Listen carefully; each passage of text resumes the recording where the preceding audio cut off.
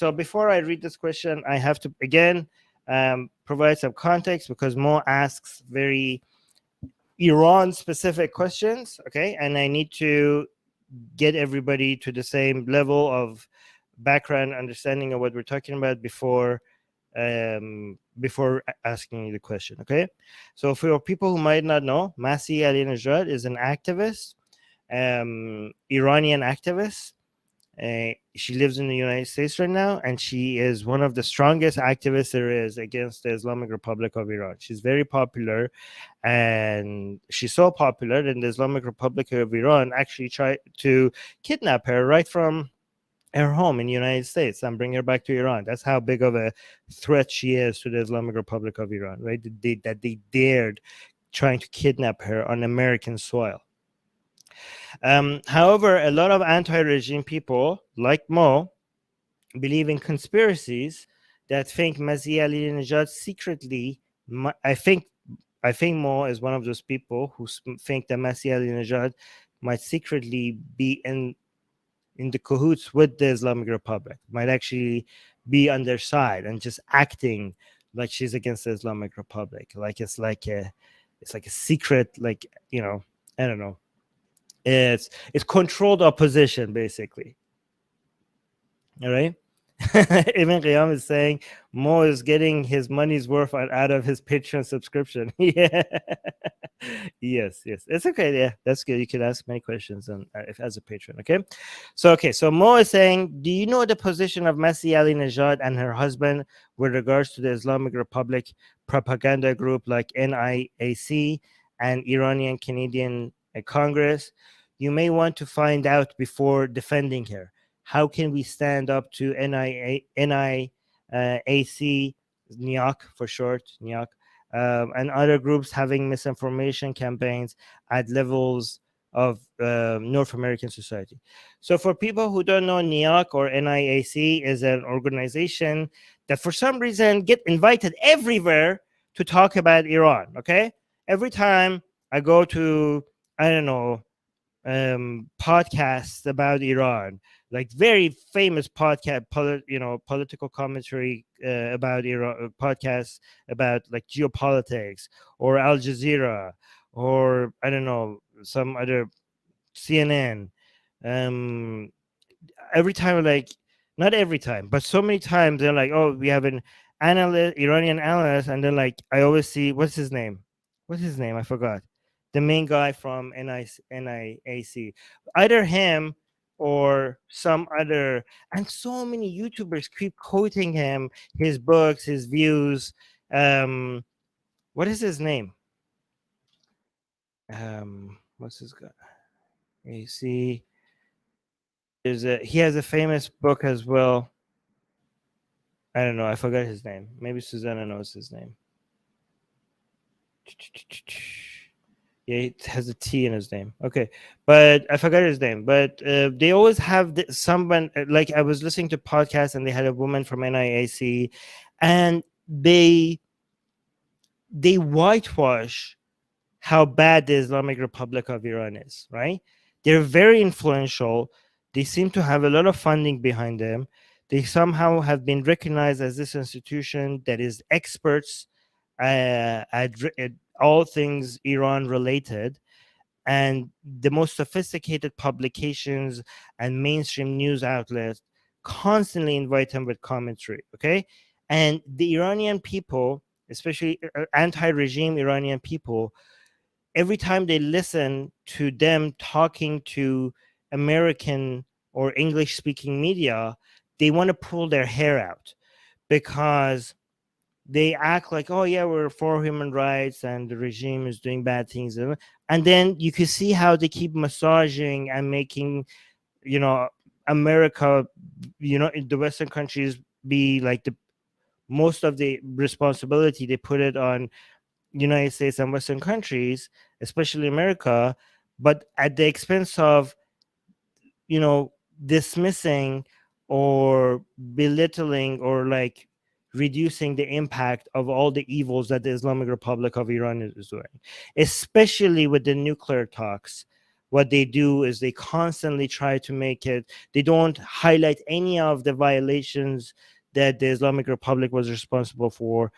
Like when you see the talking points that they go over, um they they completely ignore all the talking points that will make the Iranian government look like they're doing a bad thing, right? Like they're in the wrong. Like they're not lying, right? But they lie by omission. They just bring all the one-sided talking points, right? Um, but if you corner them and be like, well, what about the Islamic Republic? This, then they will be like, okay, yes, that's bad. But they themselves would not bring it up. You have to corner them to be able to admit some of the worst things that the Islamic Republic of Iran is doing, right? And put that along with the fact that the foreign ministry in Iran, especially at Rouhani's time, and a whole bunch of other officials in Iran bragged about the fact that they have lobbying groups and media groups within the United States that does their PR for them. I think justifiably, a lot of people like look at NIAC and think like these people are just defending the Islamic Republic of Iran, right? And I think based on what I've heard from them, I don't know what they're. So I don't buy into conspiracies to say like they're completely like an arm of the Islamic Republic of Iran. I mean, there might be. I just don't know where the evidence for that is. But their narratives and everything they say ends up being a defense of the Islamic Republic of Iran, even if they don't admit it. It has that impact. Okay. And based on what I've heard and with everything I've seen, I agree with that. That is not a conspiracy theory. Okay. I haven't seen Masih Alinejad directly defend NIAC. She might have worked with them. She might have been in the same conference with them. She might have shaken hands with them. I don't know if she has said something positive about them. I'm unaware of. But if she has said that, that would not mean that Masih Alinejad is not good. Okay, she might have some views about one organization that I'm against, and she might have. I don't know what views specifically she has. I wish in your long question you would not just ask me that question. You would refer to it directly here, what she has said about NIAC. But even if she has said something positive about them, I would be like, well, I disagree with her. I wouldn't be dismissing all the work that Masih Alinejad has done, and I wouldn't buy to the conspiracy theory that she's an agent of the Islamic Republic just because she might happen to have one agreement with NIAC, right? So you got a lot of these, conspiracy theories. They just connect the dots, invisible dots, and even the looses of connections between things will make them will make somebody an agent of the Islamic Republic. I know this because I have constantly been accused myself of being an agent of the Islamic Republic, especially because I'm against monarchy, right? My stance against monarchy has made a lot of anti-regime Iranians tell me that I am the agent of the Islamic Republic of Iran. So you see how easy it is for people to just accuse everybody. So I don't buy the fact that Masih Alinejad is an agent of the Islamic Republic of Iran, right? Did anybody find the name of the person? Oh, there we go. Thank you, Susanna. Yes, and Soha. You guys got it. So Soha and Susanna find his name. Yes, it's Trita Parsi of NIAC. Yes, he was the head of it. But they have also other people. Like the fact that he gets invited everywhere, and people believe him as this expert, and his books are constantly being quoted as the authority on the Iranian nuclear deal.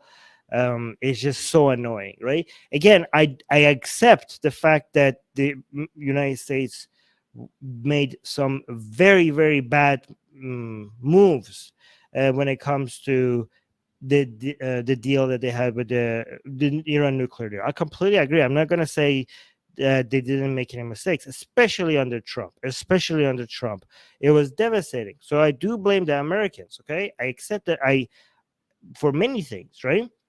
But I blame the Islamic Republic more. Okay, I blame the group that is, again, I don't know how to say these on YouTube, right? But again, and you know, all of this should be framed from a position of not being trying to look at the Islamic Republic as an entity that is trying to get what it deserves.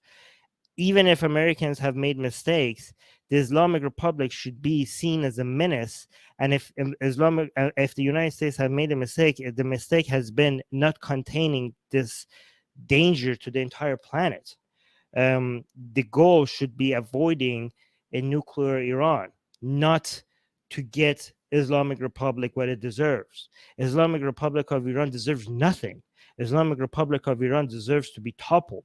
Islamic Republic of Iran deserves to end and let the people go free and select their own government. Okay, so there's nothing unfair being done to Islamic Republic of Iran. The mistakes of the United States are not doing a good job at containing this threat to the entire planet.